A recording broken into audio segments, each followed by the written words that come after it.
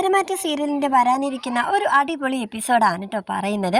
അങ്ങനെ ഇത്രയും നാൾ ആദർശിന് അന്നോൺ നമ്പറിൽ നിന്ന് മെസ്സേജ് അയച്ചുകൊണ്ടിരുന്ന വ്യക്തി താനാണ് എന്നുള്ളൊരു കാര്യം നവ്യ വെളിപ്പെടുത്തുകയാണ് കേട്ടോ നയനയുടെയും ആദർശിൻ്റെയും മുന്നിൽ. അപ്പോൾ നമുക്ക് വീഡിയോയിലേക്ക് കടക്കുന്നതിനെക്കാട്ടും മുന്നേ നമ്മുടെ ചാനൽ ആദ്യമായിട്ടാണ് കാണുന്നതെങ്കിൽ എല്ലാവരും ഒന്ന് സബ്സ്ക്രൈബ് ചെയ്ത് സപ്പോർട്ട് ചെയ്തേക്കണേ. അങ്ങനെ ഇത്രയും നാൾ മൂടി വെച്ച ആ ഒരു രഹസ്യങ്ങളെല്ലാം നവ്യയോടും ആദർശിനോടും തുറന്നു പറയുകയാണ് നവ്യ. ആദ്യം ആദർശേട്ടന് ഇത്രയും നാൾ വിവരങ്ങൾ കൈമാറിയിരുന്നത് മറ്റാരുമല്ല, അത് ഞാൻ തന്നെയായിരുന്നു. എനിക്ക് നിങ്ങളുടെ മുന്നിൽ വന്ന് നിന്നിട്ട് അബിയുടെ കള്ളത്തരങ്ങളൊക്കെ എനിക്ക് പറയാൻ അറിയാൻ വയ്യാഞ്ഞിട്ടല്ലായിരുന്നു. അത് പിന്നെ ഞാൻ ഈ കള്ളത്തരങ്ങളൊക്കെ അവൻ നിന്ന് അറിഞ്ഞു എന്ന് അവൻ വിചാരിച്ചു കഴിഞ്ഞാൽ ചിലപ്പോൾ എന്നെ പോലും അവൻ വകവരുത്തിയെന്ന് വരും. അത്രയ്ക്ക് ദുഷ്ടനാണ് അവൻ്റെ കള്ളത്തരങ്ങളെല്ലാം എനിക്ക് കണ്ടുപിടിക്കണമായിരുന്നു. അത് ഞാൻ അവൻ്റെ ഒപ്പം തന്നെ നിന്ന് കണ്ടുപിടിക്കുമ്പോഴത്തേക്കും അവന് പോലും സംശയം ആവില്ലായിരുന്നു. എന്നാലേ എനിക്ക് ആദർശേട്ടനെ കൂടുതൽ തെളിവുകളോടുകൂടി തന്നെ സഹായിക്കാനും ആവത്തുള്ളായിരുന്നു. അതെല്ലാം മനസ്സിലാക്കിക്കൊണ്ടാണ് എല്ലാ സത്യങ്ങളും അവൻ്റെ അറിഞ്ഞിട്ടും ഞാൻ അവൻ്റെ കൂടെ തന്നെ നിന്നത്, ഒന്നും അറിയാത്തതുപോലെ. എന്തായാലും ഇപ്പോഴെങ്കിലും എനിക്ക് നിങ്ങളോട് എല്ലാം തുറന്നു പറയണമെന്ന് തോന്നി. അതുമാത്രമല്ല, ഇനി അബിയുടെ കള്ളത്തരങ്ങൾ ഇനി നീട്ടിക്കൊണ്ട് പോകാനായിട്ട് സാധിക്കുകയില്ല. കാരണം അനഘയുടെ ജീവന് പോലും അത് ബാധകമായേക്കാം. കാരണം അനഘയെ കൊല്ലാനായിട്ട് അവൻ പല വഴികളും നോക്കുന്നുണ്ട്. ഇനി നമ്മൾ 3 പേരും കൂടെ ഒന്നിച്ച് നിന്നെങ്കിൽ മാത്രമേ അവനെ പൂട്ടാനായിട്ട് പറ്റുകയുള്ളൂ. അവനെ മാത്രമല്ല, അവൻ്റെ അച്ഛനെയും അമ്മയെയും എല്ലാവരെയും. പിന്നെ എനിക്ക് നല്ല സംശയമുണ്ട്, അവൻ്റെ എല്ലാവരുടെയും മുന്നിൽ നാടകം കളിക്കുകയാണോ എന്നും എനിക്ക് നല്ല ഡൗട്ടുണ്ടെന്ന് പറയുകയാണ് കേട്ടോ.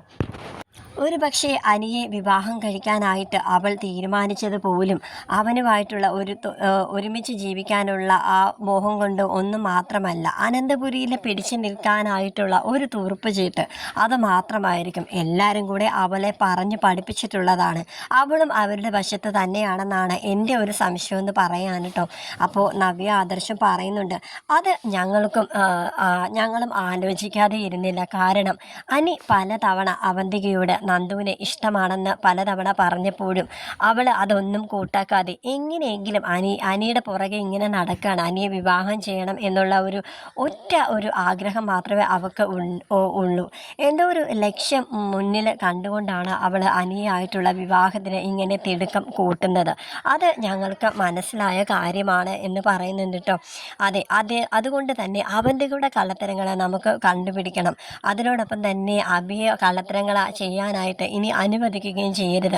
നന്ദുവിന് നമുക്ക് എല്ലാ തെളിവുകളും നന്ദുവിന് കൈമാറണം. എന്നിട്ട് നന്ദു തന്നെ വീട്ടിൽ വന്ന് അവനെ അറസ്റ്റ് ചെയ്തുകൊണ്ട് പോകണം. എന്നേക്കുമായി തിരികെ അനന്തപുരി തറവാട്ടിലേക്ക് അവനെ കയറാത്ത രീതിയിലായിരിക്കണം അവനെ നല്ല പൂട്ടേണ്ടതെന്നൊക്കെ നവ്യ പറയുകയാണ് കേട്ടോ. എന്തായാലും ഞങ്ങൾക്ക് ഒത്തിരി സന്തോഷമായി. നവ്യേച്ചി എന്തായാലും ഇത്രയ്ക്ക് മാറ്റം ഉണ്ടായല്ലോ. എന്തായാലും ഇത്രയും നാളെ ഞങ്ങളുടെ മുന്നിൽ അഭിനയിക്കുമായിരുന്നല്ലേ. അപ്പോൾ നവ്യേച്ചി എന്ന് പറയാൻ കേട്ടോ. അതല്ലാതെ എനിക്ക് മറ്റു മാർഗ്ഗം ഇല്ലായിരുന്നു മോളെ എന്ന് പറഞ്ഞിട്ട് നയനയും നവ്യയും തമ്മിൽ പരസ്പരം കെട്ടിപ്പിടിച്ച് കരയുന്നുണ്ട് കേട്ടോ.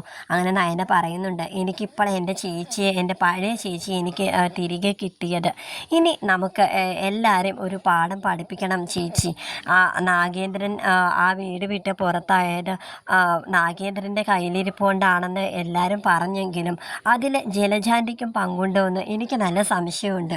അത് ഞാനും ആദർശേട്ടനും കുറേ ആലോചിച്ചു, ഒരുപാട് അതിനെ കുറിച്ച് അന്വേഷിച്ചു, പലരോടും ചോദിച്ചു. പക്ഷെ ആരിൽ നിന്നും ഒരു വ്യക്തമായ ഒരു മറുപടി ഒന്നും ഞങ്ങൾക്ക് കിട്ടിയില്ല. ആ ഒരു വിവരം കൂടി കണ്ടുപിടിക്കാനായിട്ട് നാഗേന്ദ്രൻ്റെ കാര്യത്തിൽ നവീച്ച് കൂടി ഞങ്ങളെ ഹെൽപ്പ് ചെയ്യണമെന്ന് ആദർശം നയനയും പറയുകയാണ്.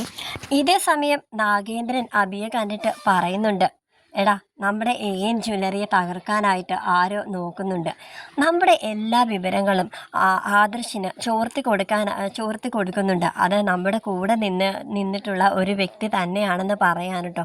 പക്ഷെ അവർക്ക് നവ്യ ഒട്ടും തന്നെ സംശയമില്ല കേട്ടോ.